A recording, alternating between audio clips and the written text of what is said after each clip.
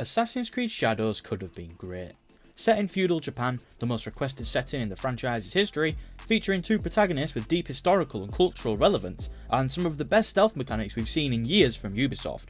But somehow, it still manages to fall short. Today we're talking about the Assassin's Creed problem, and how Shadows is the clearest example of Ubisoft intentionally watering down their potential, chasing mass market appeal at the cost of meaningful design. But before we get into that, if you do end up enjoying the video, then please consider subscribing, as we are trying to hit 2,000 subscribers by the end of the year. But enough of that nonsense, let's start with what should have been the beating heart of Assassin's Creed Shadows, the story. On the surface, Ubisoft had gold here. Two incredibly distinct protagonists, both with powerful internal arcs, set in one of the most fascinating periods in Japanese history. Naoe is driven by revenge, a classic Assassin's Creed theme. Her father, a member of the Iga, is killed as part of Nobunaga's brutal campaign to unify Japan. Her quest begins with raw emotion, grief, anger, a deep need for justice. It's a very solid premise, a young woman caught between personal vendetta and a collapsing political landscape, forced to grow beyond her hatred and eventually understand the bigger picture. But in the game, this emotional core is buried beneath underwritten dialogue and repetitive objectives. Naoe rarely feels like she's growing. Instead, she's reacting. Her grief is reduced to a narrative checkpoint, not a consistent driver of character evolution. The opportunity to explore how revenge warps someone's identity, how grief reshapes loyalty and purpose, is barely scratched. And then there's Yasuke, a real historical figure, a black samurai who actually served under Nobunaga. That alone gives Assassin's Creed Shadows a kind of narrative head start that no other AC game has had. Yasuke's presence in Japan is rooted in real-world ambiguity. No one truly knows how he got there, what his thoughts were, or how he rose to such prominence. That mystery is fertile ground for introspection, culture clash, and commentary on identity and belonging. The game gestures at this. Briefly, we see hints of his struggle to reconcile his foreignness with his loyalty to Nobunaga. There's subtle tension in how people react to him, and how he wields authority in a land that isn't truly his. But again, Shadows doesn't go far enough. Yasuke's internal battles are sidelined in favour of generic Warriors Code story beats. There are few moments where the game truly allows him to reflect on who he is, why he fights, or what legacy he wants to leave behind. And these are the moments that showed the potential of the story. They very nearly made Yasuke a brilliant character, yet chose not to, as the mission structure simply doesn't allow for it. There should have been scenes of doubt, of culture shock, of questioning his allegiance to a man known for brutality. There should have been friction between Yasuke's loyalty and Naoe's thirst for revenge, meaningful emotional conflict between these two leads, but it very rarely happens, and when it does, it's for a very short time. Instead, the dual protagonist structure feels like a mechanical gimmick. You switch between stealth missions with Naoe and combat heavy sequences with Yasuke. The former, much more interesting gameplay wise, but we will get to that later. Their stories run in parallel, but rarely intersect in any meaningful way. They don't evolve each other. Their arcs don't collide in a way that forces them to change, and that's where the writing falls flat. There is so much potential here. This game could have been about grief, justice, identity, displacement, themes Assassin's Creed has touched on before, but never had the perfect setting or characters for, until now. But Ubisoft plays it safe.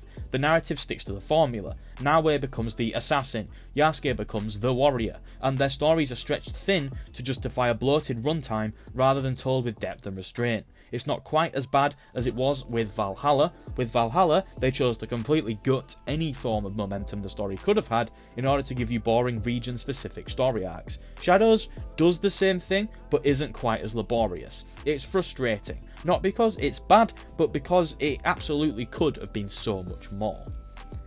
Let's now talk about the world, because yes, Assassin's Creed Shadows is massive. Not Valhalla massive, but still too massive. Ubisoft continues its obsession with making maps so large that they become meaningless. You have absolutely zero affinity to any one place in the entire map. Much smaller games have managed to make you develop a connection to their maps. Games such as the Yakuza series, for example, you really feel at home there, yet in Assassin's Creed Shadows, none of these areas mean anything.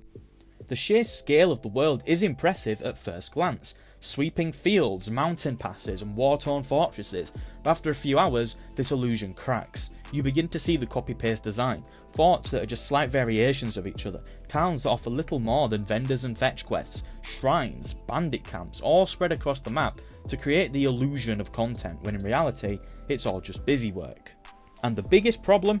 The game is easily still 15 hours longer than it needs to be, and there is a definite argument to be made that it's actually more, which again isn't as bad as Valhalla, which was at least 30 hours longer than it needed to be if we were going to be kind, but still.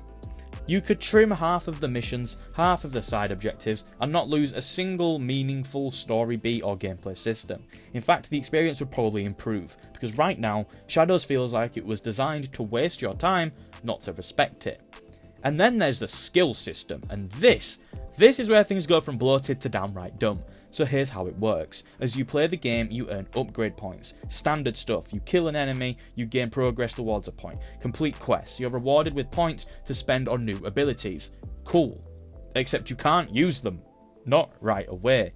First you have to earn something called knowledge points, and you get these by doing very specific, unrelated side activities. Meditating, or shooting arrows at scarecrows, or whatever else the dev team could label as exploration. So basically, you're walking around with skill points, burning a hole in your pocket, but the game says, no, before you unlock that ability, go to this very specific area in the middle of nowhere that will take you 5 minutes on horseback and meditate.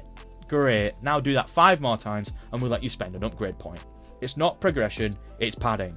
This tiered system does not add depth, it adds friction. It turns leveling up into a chore. It actively discourages experimentation by locking upgrades behind the game's weakest content. You can't build your character naturally, you have to grind filler to even access the upgrades that you've already earned. It's the design equivalent of being given a car, but told that you can't drive it until you walk 10 miles with the key in your hand. It's such an obvious attempt to stretch out playtime and push you into engaging with every corner of the map, not because it's fun, but because it's mandatory, and that's what really defines the open world of Assassin's Creed Shadows, a checklist masquerading as a sandbox. And then there's the mission structure, or rather, the lack thereof. Instead of a tightly crafted, sequential campaign that builds tension and develops its characters in a meaningful arc, Assassin's Creed Shadows just drops a pile of main missions on your lap and says pick one. You'll often find yourself staring at a cluster of objectives spread across the map, each with a vague name and a recommended level tag attached. That's it, no real direction, no natural flow. Sure, the game suggests an order through those level recommendations, but that's not the same as real momentum, because when you can do some of the missions in different orders, there's no rising action, no proper escalation of stakes. 1 minute you're confronting a central antagonist, the next you're doing what feels like a filler assassination with no emotional build-up. It kills the pacing, it makes key moments land flat because you're not arriving at them organically, you're just choosing them off a menu. And the worst part is that it completely sabotages the story. There is no sense of narrative cause and effect, character development happens out of order, emotional beats don't pay off because you might not have seen the setup yet. The whole thing feels disjointed, like a series of isolated episodes rather than a cohesive journey. It's sandbox storytelling at its most unengaging, giving you the freedom at the cost of impact. Now, let's be fair, Assassin's Creed Shadows isn't completely broken. I did finish Shadows, and I did a lot of the side content, and look, I'm at a stage in my life now where I can't dedicate 40 to 50 hours to a game if I'm not enjoying it. The moment-to-moment gameplay is good. Sometimes. Starting with Nawe, who basically is Assassin's Creed, her gameplay finally brings back the core elements that define the series back in its prime. Stealth, movement, fluid assassinations, and that feeling of being a ghost in the night. She's fast, quiet and flexible. Missions where you infiltrate heavily guarded compounds, scale rooftops, slip through alleyways and pick off enemies one by one. These are the moments where Shadows actually shines. Ubisoft finally remembered how to make stealth feel tight and responsive. Nawe's tools are useful, her movement is satisfying, and when everything clicks, when you clear an entire area without being seen, it's a genuine thrill. It's the kind of gameplay that makes you want to play smart. It rewards planning, timing and precision. It's a callback to what made the early games so iconic, and it's easily the best part of Shadows. Combat across the board I also found technically satisfying. Weapon clashes are impactful, animations are detailed, and there is a deliberate rhythm to every strike, parry and kill. It's more weighty and physical than some of the earlier entries, and the game clearly wants you to appreciate that. But then there's Yasuke, and this is where the cracks begin to show. Yasuke doesn't sneak, he doesn't hide in bushes or slip past guards. He can, but it feels very clunky to do so. More often than not, he walks in like a tank, swinging his weapon like a wrecking ball, and just absorbs damage. And sure, it does give you a power fantasy. The idea of bulldozing through enemies with sheer force, but in the context of Assassin's Creed, it just doesn't fit. It feels as though he's sleepwalked from a completely different game into here. There's no finesse to his gameplay, no subtlety. He's not a blade in the crowd, he is the crowd, and it creates this weird tonal dissonance where half the game wants you to be a ghost and the other half wants you to be a wrecking machine. The game tries to frame this as dual gameplay styles, but really, it just feels like a split identity. Nawe is the assassin, Yasuke is just something else entirely that just happens to be here. And as soon as you switch to him, all of the stealth mechanics are essentially thrown out the window. There's no versatility, no choice, just swing your weapon until everything stops moving. It's not that Yasuke is a bad character, it's that his gameplay doesn't belong in the series. You're not outsmarting the system, you are brute forcing it. And it gets old fast, especially when the game keeps pushing you into combat heavy scenarios where stealth isn't even an option anymore. So while Shadows gets the fundamentals of stealth and combat right on a technical level, it undercuts itself by giving you two characters who feel like they're from entirely different games. And once again, it's a design choice that favours accessibility over cohesion, a brute force tank for the casual crowd, and a stealth focused assassin for the legacy fans. But instead of serving both well, it ends up weakening both sides.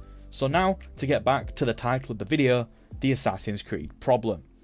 Ubisoft isn't designing Assassin's Creed games for Assassin's Creed fans anymore. They're designing them for everybody else. Assassin's Creed Shadows is the clearest example of this shift. It's a game that looks like it understands its roots. It's got the stealth, it's got the parkour, the historical depth, the layered storytelling when it wants to, but in practice it's a product moulded by analytics and market testing. The result is a technically impressive game that feels empty once you dig beneath the surface. The story could have been impactful. Yasuke and Nawe could have had a meaningful dynamic, full of emotional growth and moral conflict, but instead of delivering that, Ubisoft stretches the narrative so thin, dilutes their arcs, and bloats the runtime to keep you engaged. The world could have been rich and inviting. Instead, it's oversized and underwritten, filled with copy-paste content designed to pad your playtime and check off engagement metrics. The gameplay could have focused on building a refined, unified experience, but instead we get a split identity. One half of the game honours the legacy of the series, the other throws it away to give you a power fantasy. And here's the thing. Ubisoft, as much as a lot of us may like to say otherwise, Ubisoft aren't dumb. They know exactly what they're doing. They're not failing by accident, they're succeeding at the wrong goal. Shadows is built to sell copies, to maximise retention, to appeal to as broad an audience as possible. And it's worked. The game has done extremely well commercially. From a Ubisoft point of view, this game is a success. Someone like me, and likely someone like you, who plays a bunch of games each year, for us, a 45-hour open world game that's bloated much more than it needs to be is an issue. I want to play other things too. I want to do other things, but people like me are no longer Ubisoft's intended audience. Ubisoft's intended audience are the people who don't play many games, who play for an hour or two every other day. Those people pay £70 for the new Assassin's Creed and chip away at it over the course of the year. For those sorts of people, maybe some of you watching this video, the game being bloated and much longer than it needs to be isn't a problem. Those people are casual gamers, and don't get me wrong, there is absolutely nothing wrong with that. I just think it's a shame that Ubisoft is sacrificing the quality of one of gaming's most historically successful franchises in order to pander to the people who aren't as influenced and invested in the medium. Thank you for making it to the end of this video. I hope that you did enjoy it. If you did, then please consider leaving a like, as it really does help, and please consider subscribing, as we are trying to hit 2,000 subscribers by the end of the year. But for now, that is all. I upload at least one video a week. Have a nice day, and goodbye.